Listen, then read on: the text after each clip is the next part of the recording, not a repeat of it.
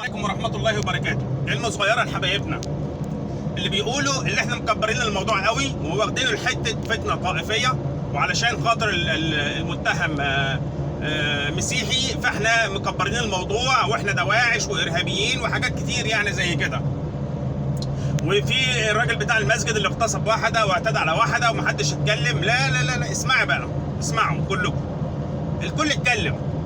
اللي اعتدى على الطفل في المسجد الكل اتكلم وخد وقته والموضوع عدى. والشيخ اللي كان بيحفظ قرآن واعتدى على بنت الكل اتكلم وخد وقته وعدى. طب ما زادش ليه زي ديت؟ لان ما فيش حد دافع عنهم. ما حدش طلع قال الشيخ اللي بيحفظ قرآن ده لا انتوا غلطانين، انتوا عايزين تشوهوا صورة الاسلام، انتوا مش عارف عايزين تعملوا. ما فيش حد اتكلم ولا قال كده. الواد اللي خد حد في المسجد واعتدى عليه نفس الحكايه، ما حدش طلع قال لا ده بريء، لا ده ازاي بالعقل والمنطق بيقول ازاي يدخل ويعمل ويسوي. ما فيش حد استعمل اي حاجه من الحاجات دي. الراجل الكبير اللي اعتدى على طفل وكلام من ده من فتره بعيده برضه ما حدش اتكلم والموضوع ما زادش. ليه؟ لان ما فيش حد قال ده راجل كبير ازاي ومش ازاي ومريض وحكايه وروايه، ما فيش. لكن انتوا اتصدرتوا للموضوع ده وقعدتوا تدافعوا عنه ودفاع مستميت، وقعدتوا بقى تقولوا اسباب لا بالعقل بيقول ما ينفعش، بالمنطق بيقول ما ينفعش. وهو بالعقل والمنطق ان انت ممكن تلاقي شيخ مسجد او شيخ بيحفظ قرآن للاطفال يعتدى على طفل من اللي بيحفظهم. عقل والمنطق ما بيقولش.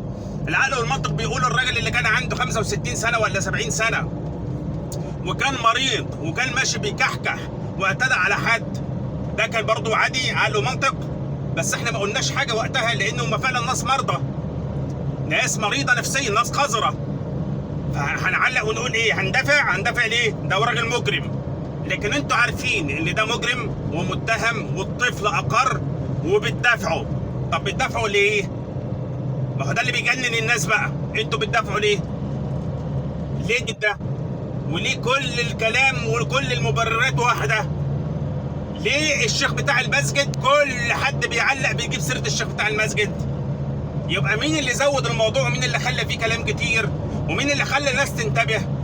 طيب اشمعنى الموضوع ده المواضيع التانية بتاعت الشيخ المسجد، بتاعت الناس الكبيره، بتاعت الواد اللي دخل على طفله مش عارف في سوق مش عارف العبور ولا الشروق ولا ايه اللي حصل؟ اول ما بلغوا الشرطه جت خدت الراجل، خدت الناس دي وحكمتهم وحبستهم على طول. لكن دي الام فضلت سنه كامله كل ما تروح مكان يتقفل في وشها، كل ما تروح راحت للمحافظ مقفول، راحت لمديريه المدرسه اتهزقت ومقفول، راحت للاداره التعليميه اتهزقت ومقفول، راحت للشرطه اتهزقت ومقفول، راحت للنيابه اتحفظت. انت فاهمني؟ لعند ما وصلت للنائب العام. طيب ودي ما يزعلش؟ سنه كامله كل المواضيع اللي انتوا بتتكلموا عليها دي ما خدتش وقتها. ليه؟ لانها اتحكم فيها في لحظه، ما عادتش سنه. مجرد ما في حكم او في بلاغ بالتليفون جم خد المعتدي على طول وحكموه وحبسوه. لكن دي قعدت سنه، هي والمحامي اللي هو اسمه عصام مهنا قعدت سنه بتجري علشان تجيب حق ابنها وكله مش عايز يتعاون. ليه؟ خايفين من اللي بيحصل دلوقتي. طيب ما الناس كلها بقى لازم تقول اشمعنى ده بقى واشمعنى بتدافعوا عنه ليه؟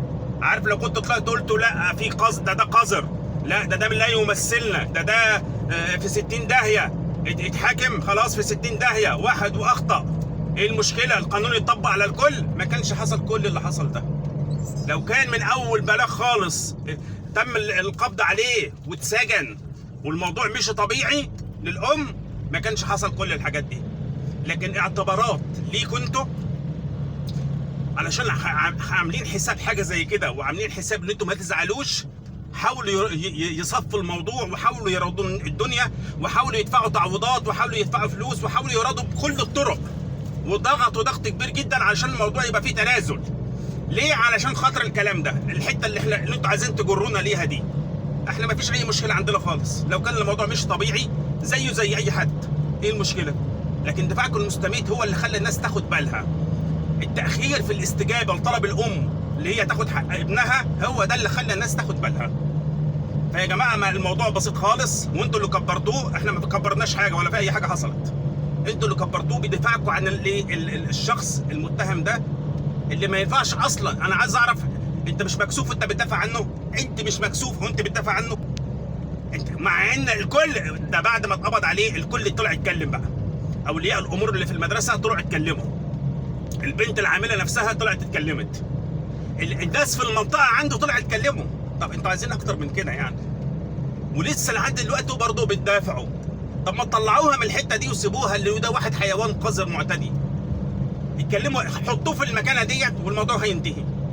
لكن انتوا لحد دلوقتي مصممين توصلوا للمرحله دي. فما تزعلوش من عاطفه الناس ورد فعل الناس. الكل تعاطف لما حصل كده مع حد من حبايبنا وكده، يعني الكل تعاطف معاه. فما تزعلوش من حد، لان الناس ما بتحبش الظلم وما بتحبش حد يدافع عن حد قذر. والسلام عليكم ورحمه الله وبركاته.